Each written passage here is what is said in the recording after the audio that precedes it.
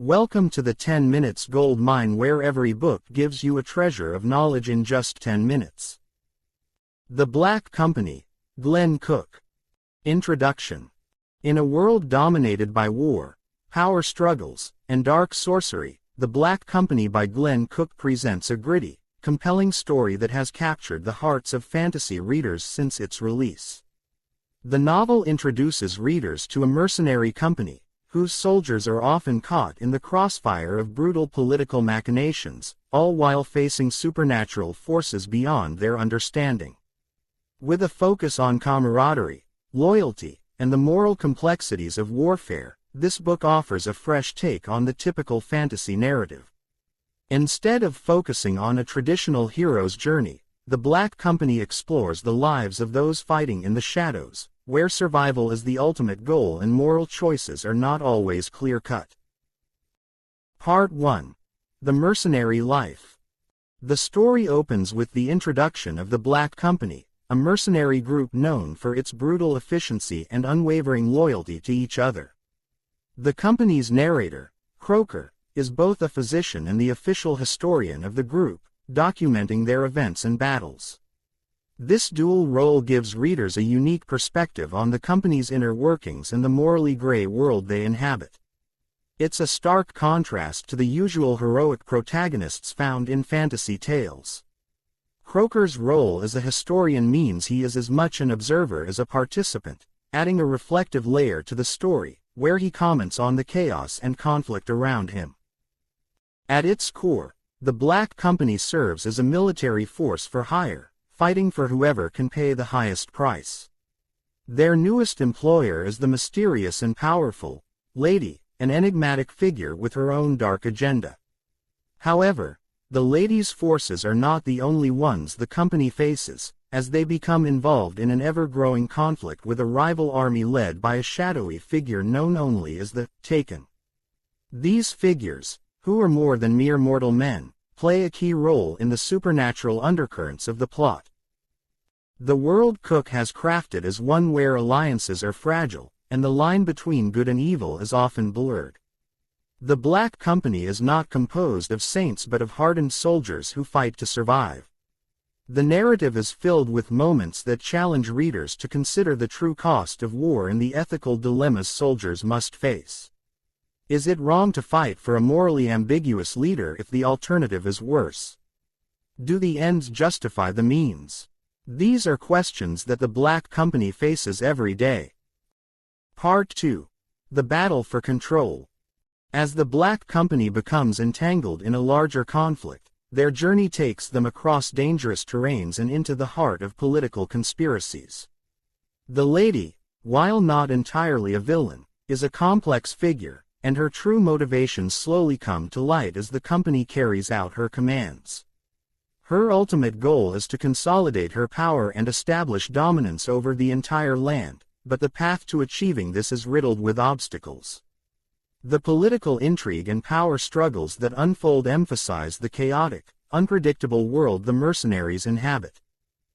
The rival forces led by the Taken are made up of former rulers, powerful beings who have risen from the dead and now serve the Lady's enemies. These beings are immensely powerful, each with their own unique abilities, and they serve as both a threat and a challenge to the Black Company. The battles between the mercenaries and these supernatural forces are intense and brutal, adding a layer of complexity to the story. The company's survival is not just about skill in combat, but also about their ability to adapt to the rapidly changing dynamics of the conflict. Every move is a gamble, and mistakes could mean certain death. In the midst of all this chaos, Croaker and his fellow soldiers struggle with their own personal demons and loyalties. The relationships between the characters are explored in great depth, from the camaraderie shared among the soldiers to the tense dynamics within the leadership of the Black Company itself. The depth of these characters and their struggles is what truly makes the book stand out. There is no perfect hero or villain, just people trying to navigate a brutal world. This focus on character development and moral ambiguity is one of the key strengths of the novel. Part 3. The Supernatural and the Unknown. One of the most intriguing aspects of The Black Company is its blending of military fiction with fantasy and supernatural elements. As the company faces off against the Taken, they begin to realize that the true stakes of their conflict are much higher than they initially understood. The lady's true nature is revealed to be more than just a powerful ruler. She is a figure connected to ancient and otherworldly forces that threaten to unravel the world as they know it. This discovery raises the stakes and expands the scope of the story from a personal battle of survival to an existential conflict between life and death. The presence of magic, dark rituals, and ancient gods adds an eerie, unpredictable element to the plot. Croaker and his comrades must not only contend with physical battles but also confront the terrifying unknown that is tied to the lady's rise to power. As the lines between the living and the dead blur, the mercenaries find themselves caught in a war that may be beyond their control. The lady's powers are far greater than any of them could have imagined, and this forces them to question whether they are part of a larger, fate-driven story. This supernatural element is not just about epic battles or powerful magic, it's about the influence of ancient forces on the characters' lives. The theme of fate plays a significant role in the story, with Croaker and others questioning whether they have any control over their destiny or if they are simply pawns in a much larger, cosmic game.